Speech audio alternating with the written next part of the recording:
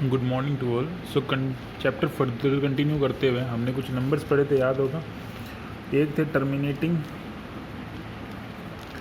Terminating decimal expansions. Terminating decimal expansion पता था जो ख़त्म हो जाते हैं उन वो हम लोग किससे लिख पा रहे थे, फ्रैक्शन से लिख पा रहे थे। हम लोग सारे सारे डिवाइड करके देखें। और दूसरे कौन से थे? Non terminating repeating decimal expansion. तो non terminating repeating decimal expansion थे। इसमें तुम्हें पता चला था जैसे मैंने क्वेश्चन में दिए थे ना, 0.3 के ऊपर बार, इसका मतलब क्या था, वो रिपीट होते जा रहे हैं। टर्मिनेटिंग डेसिमल को तो आराम से रेशनल में कन्वर्ट कर ही सकते हो। जैसे सपोज करो मैंने क्वेश्चन दिया तुम्हें 1.25, ये पूरा कंप्लीट होता है। हम इसको कैसे करते हैं पता होगा। एक पॉइंट हटाया तो नीचे कितने आ गए, पॉइंट हटाने पे 1, और बाद में पॉइंट के बाद कितने डिजिट थे, 2 डिजिट, तो आ गए 200। उसका इसको हम क्या करते हैं, सिंपली कट कर देते हैं। सिंपली कट कर दो मतलब इसको सिंपलेस्ट फॉर्म में लिख दो। 25 से करा 4, 25 से करा 5, आंसर आ गया 5/4। आज हम जो क्लास में पढ़ेंगे वो होंगे कि ये नॉन टर्मिनेटिंग रिपीटिंग डेसिमल्स है, इनको हम कैसे फ्रैक्शन की फॉर्म में लिख पाते हैं। पहले इसी से क्वेश्चन से स्टार्ट करते हैं। सो क्वेश्चन क्या होगा, write 0.3 in the fraction form, या write 0.3 bar in the form of PQ। क्योंकि तुम्हें पता है रेशनल नंबर्स किस फॉर्म में होते हैं, P/Q की फॉर्म में होते हैं। तो ये क्वेश्चन कैसे करना है, हमें नहीं पता कि 0.3 के ऊपर बार क्या है, नहीं पता, तो हम लोग इसको क्या बोल देंगे, let 0.3 is equals to x के बराबर। हमने इसको किसके बराबर मान लिया, x बार के बराबर मान लिया। अब यहाँ पे बार है, इसका नंबर का मतलब पता है आपको कि ये नंबर बार बार क्या हो रहा है, रिपीट होते जा रहे हैं ऐसे। अब आप एक चीज़ हमेशा ध्यान रखना, जो मैं चीज़ बोल रहा हूँ उसको क्लियर रखना। आपका पहला वर्क क्या होगा इसमें क्वेश्चन में करते समय, आपका पहला वर्क ये होगा कि जो नंबर रिपीटिंग के अलावा होंगे अगर, उसको आप क्या करोगे, पॉइंट की इधर की तरफ भेज दोगे। कैसे भेजते हैं, मल्टीप्लाई करके। इस क्वेश्चन में देखो एक नंबर है जो कि क्या रिपीट हो रहा है, और उसके अलावा तो कोई नंबर ही नहीं है।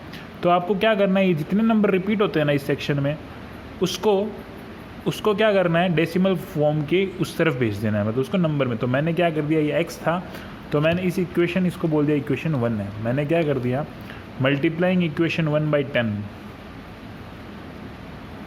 Multiplying equation 1 by 10। अब ये इक्वेशन 1 को 10 से मल्टीप्लाई करने पे हुआ क्या, 10 × x हो गया 10x।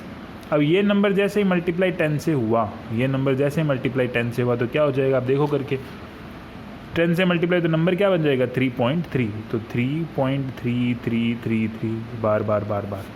समझ में आया मैंने किया क्या है, मैंने क्या किया है, ये जो रिपीट होने वाला एक्सपेंशन है, रिपीट होने वाला नंबर, उसको किधर भेज दिया, उसको मैंने इसको पॉइंट की उसकी दूसरी तरफ भेज दिया। और हर बार आपको यही करना है। तो ये नंबर क्या बना, 10x = 3.33, उसको बोल दो इक्वेशन 10 इक्वेशन 2। सो अब आपका वर्क क्या होगा, सब्ट्रैक्ट इक्वेशन 1 फ्रॉम 2, 2 में से इक्वेशन 1 को माइनस कर दो। कुछ इस तरह हुआ। अब क्या हो गया, 10x - x 9x formal number है। 3 पॉइंट, ये देखो सारे माइनस हो रहे, तो ये इधर तो कंटिन्यू रहेंगी कितने तक, ये सारे 3 में से 3 गया तो कितना आ गया, 0 0 0 0। और ये 3 में से 0 कितना आ गया, 3। समझ में आई बात। तो x की वैल्यू कितनी आ गई, 3/9। तो आंसर कितना हो गया, 1/3। तो ये इस तरह क्वेश्चन होता है। जो आपको मेन वर्क पता रखना है वो क्या, ये इक्वेशन कैसे बनाई है मैंने, वो ध्यान रखना है। एक और क्वेश्चन करवाता हूँ। जैसे क्वेश्चन है 1.27 के ऊपर बार, तो इसमें भी वही, लेट x की वैल्यू किसके बराबर, 1.27 के बार। 27 बार है तो मैं सीधा लिख दूँ 27 मतलब ये नंबर क्या है, रिपीट होने वाला है। हो गया वो क्लियर। अब मैं इसको किस नंबर से मल्टीप्लाई करूँ, जैसे उसमें 10 किया, 10 क्यों किया, क्योंकि उसमें सिर्फ एक 3 था रिपीट होने वाला। इसमें नंबर रिपीट होने वाला क्या है, 27 है, मतलब कितने डिजिट्स, 2 डिजिट्स। तो मैं किससे मल्टीप्लाई कर दूंगा, 100 से मल्टीप्लाई कर दूंगा। ये हो गई इक्वेशन 1 और ये हो जाएगी इक्वेशन 2, जिसको मैंने क्या कर दिया, 100 से मल्टीप्लाई। तो मल्टीप्लाइंग इक्वेशन 1 बाई 100 से क्यों कर रहा हूँ ये समझ में आना चाहिए बस। तो क्या हो गया, 100 × x 100x। और ये देखो 1.27 था, मैंने क्या बोला है, ये रिपीट वाला एक को उधर ले जाना है। तो 27 पूरा रिपीट हो रहा था, मैं 27 को उधर की तरफ ले गया। तो कितना आ गया, 127.272727 एज इट इज़। अब वापस वही क्या करोगे, इक्वेशन ये जो बनी कौन सी, इक्वेशन 2। तो अब क्या करना है, हमें 1 को 2 में से सब्ट्रैक्ट कर देना है। तो क्या बनेगा, 100x = 1.272727 as it is. And then x = कितना आ गया, कितना है अपने पास, सॉरी यहाँ पे 127 था, 127.272727 और यहाँ पे क्या आ जाएगा 1.272727 एज इट इज़। इधर का तो पूरा सेक्शन क्या हो गया 0 0 0 और ये क्या हो जाएगा 127 माइनस 1 126 और 100x माइनस x कितना हो गया 99x। होप सो क्लियर है। x की वैल्यू कितनी आ जाएगी 126 अपॉन में 99। अब अगर ये सिंपलेस्ट फॉर्म में लिखा जा सकता है तो इसको सिंपलेस्ट फॉर्म में लिख दो। तो 1 2 3 3 6 9 3 से जाता है तो 3 से आ गया 33, 3 से कितना आ जाएगा 3 4 12 6। समझ में आ रही बात। अभी भी देखो 14 3 और तो ये भी करता है 3 से आ गया 14, 3 से आ गया 11 तो आंसर क्या हो गया 14 अपॉन में 11। अब ये क्वेश्चन देखो, क्वेश्चन है x इज इक्वल्स टू 0.235 के ऊपर बार, सिर्फ 35 के ऊपर बार है। तो जैसे मैंने कहा हर क्वेश्चन में क्या था, पहले पॉइंट के बाद सिर्फ कौन सा नंबर रहना चाहिए, रिपीट वाला रहना चाहिए। तो हमारा पहला टास्क ये होगा कि ये जो नंबर एक्स्ट्रा है ना जिसके ऊपर बार नहीं है उसको उधर भेजो। तो उसको कैसे भेज दूंगा, इस इक्वेशन को किससे मल्टीप्लाई कर दिया, ये इक्वेशन सपोज करो 1 थी जिसको मैंने कैसे लिखूँगा, ऐसे लिख लो पहले x इक्वल्स टू 0.2353535 ऐसे करके और इक्वेशन कौन सी होगी 1। इसको अगर 10 से मल्टीप्लाई करूँगा तो 2 उधर चला जाएगा तो मल्टीप्लाई इक्वेशन 1 बाई किससे 10 से। 10 से मल्टीप्लाई करते ही क्या आ गया 10x इज इक्वल्स टू किसके बराबर 2.353535। समझ में आई बात, ये हो गई इक्वेशन 2।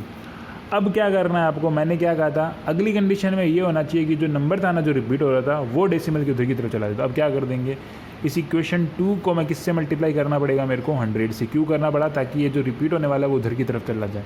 तो जैसे ही इसको मल्टीप्लाई करा इक्वेशन 2 को 100 से तो 10 × 100 कितना हो जाएगा 1000x और ये कितना हो जाएगा 235.353535। समझ में आ गई बात। अब ये हो गई इक्वेशन 3। अब किसको किससे सब्ट्रैक्ट करना है, अब यहाँ पे इक्वेशन 3 में से 2 को सब्ट्रैक्ट करोगे। क्यों करोगे, क्योंकि देखो एक था जिसके पीछे आया था वो थी इक्वेशन 2 और ये है इक्वेशन 1 जिसमें ये नंबर क्या है इस तरफ आ चुका है।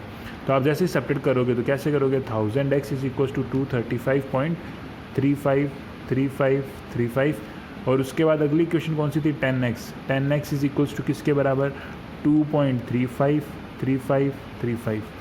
क्या हो जाएगा 1000 में से 10 गया तो 1000 में से 10 कितना हो जाएगा 990 और इधर क्या हो जाएगा 35353535 ये कितना आ जाएगा 0 0 0। 235 में से 2 कितना आ गया 233 तो x की वैल्यू कितनी आ गई 233 अपॉन में 990। अगर अब ये सिंपलेस्ट फॉर्म में लिखा जा सकता है तो आप सिंपलेस्ट फॉर्म में लिख देना, ये इसका आंसर हो जाएगा। तो आपको होमवर्क भी इसी बेसिस में मिलेगा, ठीक है।